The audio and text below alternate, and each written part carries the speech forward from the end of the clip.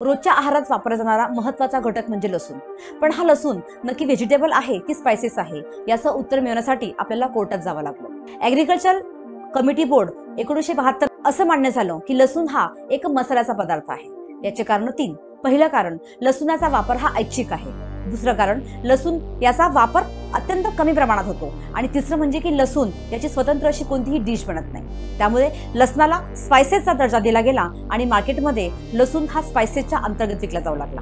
पण त्यानंतर 2015 मध्ये MP मार्केट यार्ड याने लसूण हा स्पाइसेस नसून व्हेजिटेबल आहे आणि त्याला भाजीपाल्यामध्ये समाविष्ट करावं यासाठी प्रयत्न केले आणि त्यांच्या ह्या प्रयत्नांना यशही आलं. पुन्हा त्यानंतर MP हायकोर्टमध्ये एक अर्ज दाखल झाला. त्यात त्यांचं म्हणणं होतं की लसणाला व्हेजिटेबलचा दर्जा न देता त्याला स्पाइसेसचा दर्जा द्यावा.